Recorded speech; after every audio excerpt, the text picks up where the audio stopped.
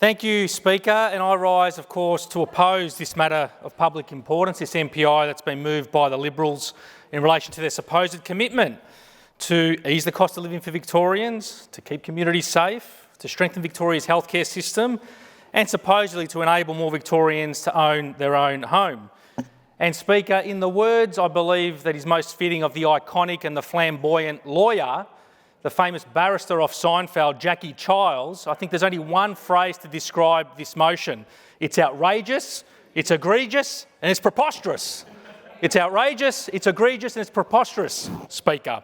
And it reminds me of that episode, to be frank, Speaker, of Seinfeld, where you had the situation of Jackie Childs representing Cosmo Kramer in court because the coffee was too hot. The coffee that Kramer had been served at the local cafe was supposedly too hot and had burned Kramer. But we know Victorians have been burned before by the coffee that's been served by this Victorian Liberal Party when they've been in government. Cuts, closures, cuts and closures. And the other thing that Jackie Childs has over the Liberal Party is that he was able to settle the dispute with the coffee company. Much to his own displeasure, Kramer got free coffee around the world. This Liberal Party is still dragging themselves before the courts, before the judges and the barristers. That's all they've been preoccupied about, because I've said it before and I'll say it again. This is an opposition about nothing. Like the show About Nothing, this is the opposition that's about nothing. They're focused on nothing else but themselves, their own internal legal battles, their own shadow ministerial titles, their own cuts and their own closures. Because no matter how many times, Speaker, the Liberals approach this chamber and this place, like George Costanza with the saying of, if it's not a lie, if you believe it, it's in the DNA of this Liberal Party to cut, close, block and oppose cost of living supports, health services, frontline services and infrastructure for all Victorians. And Speaker, we've already seen the new opposition leader's true colours come through.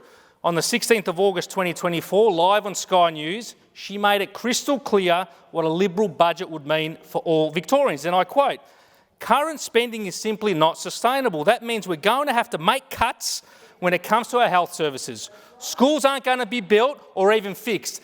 All the while, it's this Labor government that's built 100 new schools, promised and building 100 new schools in this state since we were elected in 2014, and 50% of the new schools across this country are built here by this Labor government in Victoria.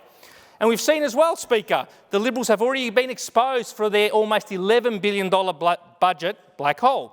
New analysis that was just released a couple of weeks ago lays bare the scale of the Liberal Nationals' plan for cuts, which is the equivalent of 2 Victoria Police budgets over 2 years, or shutting down 7 hospitals. The Liberals have so far announced, as I said, almost $11 billion in unfunded commitments. They've said they're going to freeze government fees, changes to stamp duty for first home buyers, repealing the Emergency Services Volunteer Fund, introducing a payroll exemption for high-fee non-government schools. These are unfunded commitments, and they can only mean one thing, which is sacking ambos, sacking nurses, sacking cops, and sacking teachers to pay for this budget black hole. Such an unprecedented loss of revenue, Speaker, from this radical right-wing Liberal National Party would mean the equivalent of 4,500 police officers losing their jobs, 9,000 teachers losing their jobs, and 18,000 nurses would need to be sacked to fill this budget black hole of the Liberal Party. But it's also in the Liberal leader's first speech where you can really see her philosophy of cuts and opposition to public investment and infrastructure, where it all shines through. And she said in her first speech, I quote, "It is business that creates jobs, not government." Well, I say to the Liberal opposition leader, what about all the thousands of new teachers, doctors, nurses, health workers, police officers, ambulance workers, and the many others we have hired since being elected in 2014? The Victorian government, and the member for Mordialloc pointed this out, is one of the biggest employers in this state. The government certainly has a role in creating employment, but also fueling more employment through the investments through the big infrastructure build, which is employing thousands of subcontractors, apprentices and construction workers as well. The opposition leader also said in her first speech, I quote, "It is business that invests in new technologies to deliver for consumers and that delivers returns for shareholders."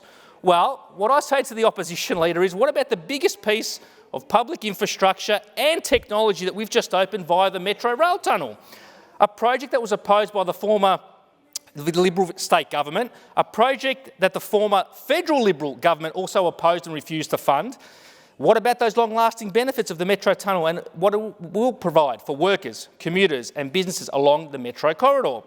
What about the ongoing investments we're making along that corridor as well? The medical research sector at the Parkville MedTech precinct as well. It's a world leader in medical technology.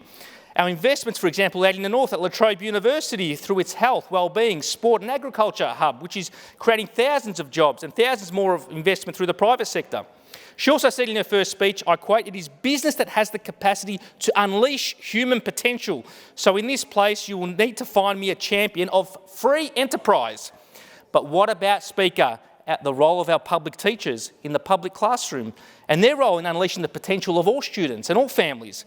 What about the role, as I said, of our health workers, our social workers, our community workers, youth workers, so many others who every day help those most in need to be supported, to aspire and to succeed? The opposition leader's first speech as well proudly champions herself as in her previous role for the Business Council of Australia. This is the same Business Council of Australia that's vehemently opposed to our proposals to protect the rights of workers to work from home. The Business Council's media release of 24 September states, the Business Council is urging the Victorian Government to abandon its plan to legislate a mandatory entitlement for employees to work from home 2 days a week. And Speaker, we wholeheartedly on this side of the House, of course, support the right for people to work from home because it's also a major cost of living relief measure for many. We've heard it through the survey, the statewide survey, which showed it saves people hundreds of dollars every week in commuting and other costs. So my question to the opposition leader, Speaker, is does she support the Business Council of Australia's position on working from home? Will she support the right of people to work from home? Or will she take the Homer Simpson approach and view to working from home? And there's another episode of The Simpsons that I draw the opposition leader's attention to when it comes to this, when it comes to technology that now allows people to work from home. And Speaker, the episode is where Homer decides to leave his nuclear power plant job to start a new computer company. Mr Burns sends out an email to the nuclear power plant workers saying the plant will be closed for the day for repairs. And his mates, Lenny, Carl and everyone at the power plant receives the email except for Homer because he never owned a computer. And then he goes out to buy his first computer and enthusiastically comes home, plugs it in and declares to his wife, Marge, did you know they have the internet on computers now? It's a revelation to him.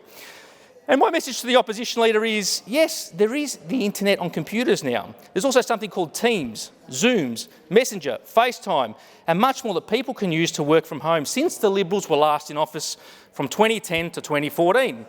But they wouldn't really know this, I think, Acting Speaker, because the last time they won an election to form government here in the state was in 2010, where the biggest selling phone and the most popular technology at the time was a device known as a Nokia 2080. It was a Nokia 2080 analogue phone, Speaker, and you could text, you could play Snake, it even had a phone book in there, right?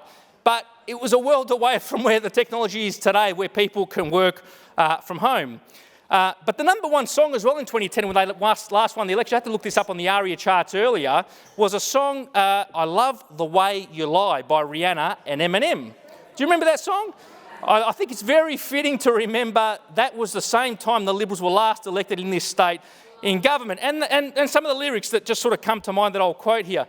Now, I know we said things, did things that we didn't mean, and we fall back into the same patterns, the same routine. Well, it's the same Liberal Party, whether in 2010 or whether today, they will get in if they, God forbid, did, and they will cut and they will close, and it will be every day Victorians that will suffer, because the reality is at every step, every turn, at every opportunity, the Liberal leader has always and will always fall back into those same patterns and fight against workers, fight against families, fight against public investment into public assets and cost of living supports.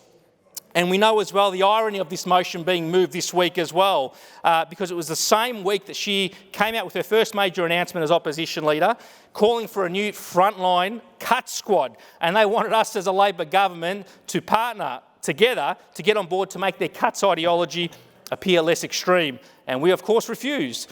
We will not be part of cutting schools, cutting TAFE, cutting hospitals and cutting Free Fruit Friday. When they were last in government, they cut Free Fruit Friday at local schools. That is absolutely outrageous. And we will not sit with former Liberal treasurers, the member for Malvern, the member for Rowville and others, Stockdale and others, to make further cuts. Speaker, I bring my contribution. There's so much more to say, but essentially we on this side of the House are the only ones delivering for cost of living relief, for housing. We haven't even got to housing, but this is the party that is here to deliver new housing for the new generation, and I oppose the motion.